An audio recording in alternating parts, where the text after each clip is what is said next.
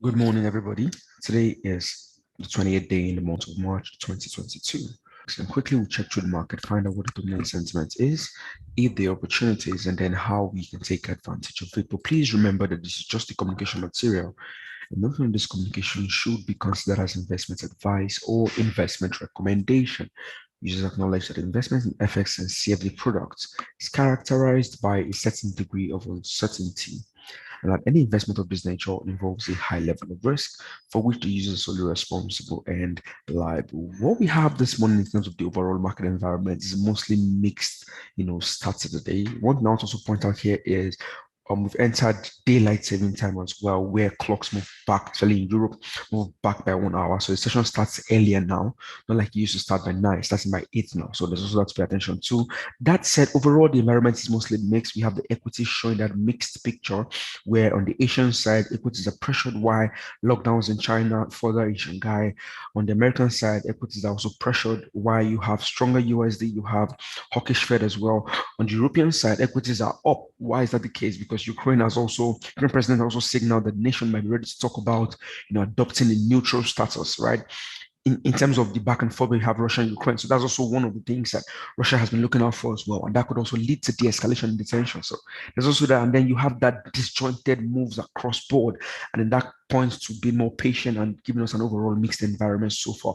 Japanese yen continues to be pressured, right? There's been another, move by the Bank of Japan to try and keep bond yields low by trying to buy unlimited number of Japanese government bonds, which definitely is not good for the Japanese yen because of supply. Apart from that, also you also have rising commodity prices also pressuring the Japanese yen. Japan is a net importer of commodities, so that as well. And a rising US 10-year yields also a pressuring factor on the Japanese yen.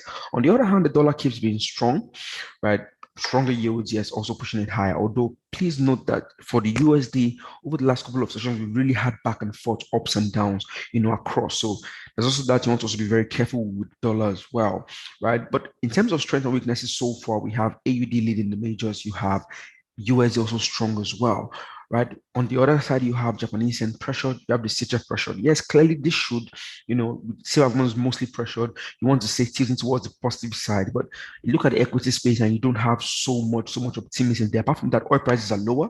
The VIX is not really going anywhere so far. It's mostly flat.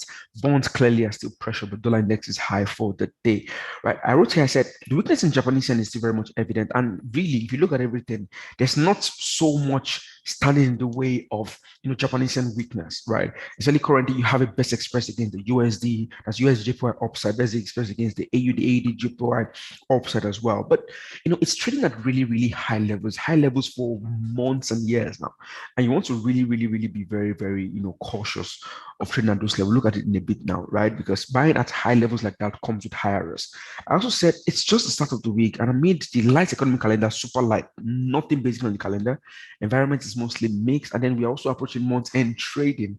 Things are a little bit tricky for now, so you might want to be patient as well. But if you want to tilt to one side, I mean, downside on JPY is one interesting one to look out for. You look at the currency pairs, for example, just a quick one.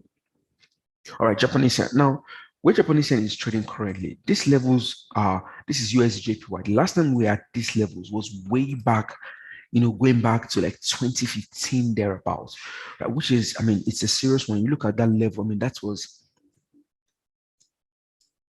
back to 2016, 2015, 2014 thereabouts. So clearly at these levels, I mean, it's so high and nothing says we can't get pullbacks from here.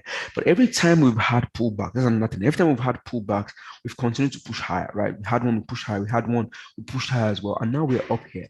Right? In today's session, you could also see at these levels, I'm not really, really, really interested in buying at these levels. If we could get anything to maybe find a rotation back, I mean, down, maybe towards even Friday's highs or even Thursday's highs, that would be better attractive for me. But these levels, I'm really, really, really being careful up there. You look at the likes of ADJPO as well. And that similar story there, really, really high levels here. Last time we were at these levels, I mean, was way back I'm talking about years now, right? Still back towards 2015 levels as well. And then, at these levels as well, in as much as yes, upside is still very much in play, there's really nothing in way of this. I would really like to see some form of pullback, right? Maybe to the moving averages here, if I can get that, right? Or maybe the round about better still, Friday's high, but that would be better off for me. Anything back towards this region would be better for me. But in terms of today's session, it's moved a lot already, over 100 pips already, right? I mean, it might be a little bit tough to get that rotation back to this level like we're expecting so far. But it's just Monday. The week is still very long. Let's still pay attention to what we have so far. You look at the likes of NZJPO as well, another similar story there as well, which is also one to also pay attention to. Upside has still been very much in play, right? If we could get anything back towards this region, I mean, the reason why I don't want to buy the highs is it's really prone to profit taking, and we're approaching month end. With the month end, that tells you that obviously the kind of upside we've seen in this month, right? This month now, for example, we've had upside as much as the 70% we have here, about 2%, 2.6, over 2.5%, increase this month already on the likes of NZDJ. So clearly we could see some form of profit taking in the month, which really makes it a little bit, tricky trying to buy in at the highs that we have on here. But clearly, that said, if we could get any rotation back towards, anything back towards maybe this highs, yeah, we already had one very early in the session, but if we could get another one back towards the region around this 85.500, I will be more interested in something like this. But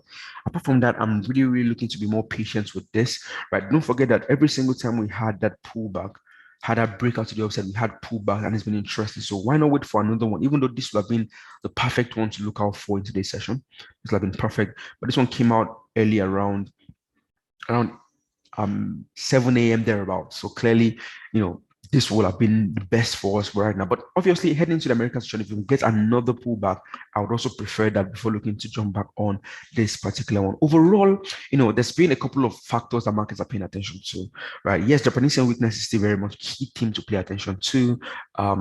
Equity markets also have been resilient recently. You look at how they've been trading.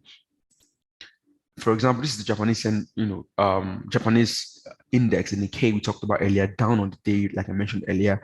You have the Australian AUS as well, also down on the day. You look at the US 500 as well, down on the day. But overall, you notice how they've been trading really on the messy side, which points to a more careful, mixed, messy environment. One thing you want to pay attention to is the more the Federal Reserve becomes more hawkish, talks about hiking rates as fast as possible. Clearly, all of those factors, do not bode well for equities generally, right? The more the Fed tightens, the worse it gets for equities. But you notice that they've also been very resilient in recent sessions.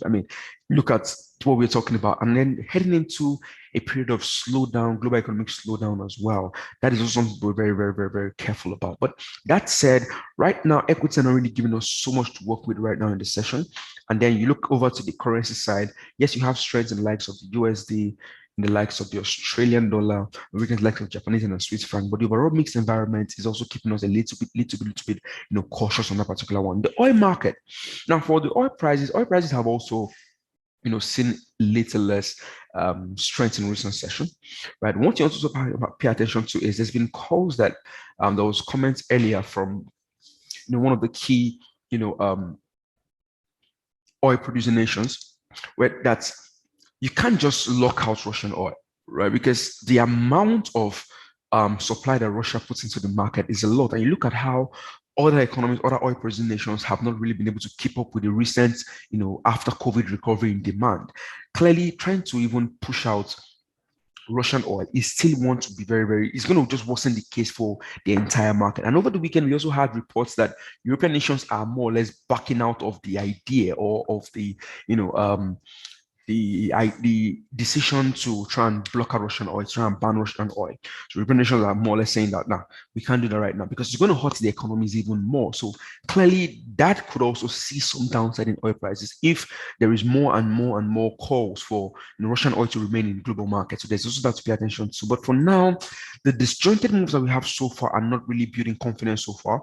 And better, to stay on the sidelines when you don't really have so much clear, buyers to hold on to than to jump in on lower conviction trades. Right. So for now, we're going to leave it at that. Look at the calendar, it's a really light one. There's barely anything going on today, right? Nothing really on the calendar. For the week, yes, it's still generally overly light. Yes, NFP later in the week, couple of PMIs here and there. But while we approach month's end, the reason why you want to be more careful is we could get messy price action on the back of rebalancing, on the back of profit taking as well. So all of those factors also say, be more careful, be more patient in terms of the moves that you're taking. Nothing says you can't wait out, all of this and then wait out for clear opportunities we're looking to jump in. But for now, so far, generally, it's a mixed environment. Equities showing the picture, the VIX showing the picture there, but AUD and US leads, and then JPY and DCJ lag so far today. So that's it for now. Thank you very much. If you have any questions, please do not hesitate to ask, and we'll always do our best to help. Thank you. Do enjoy the rest of your trading session. Goodbye for now.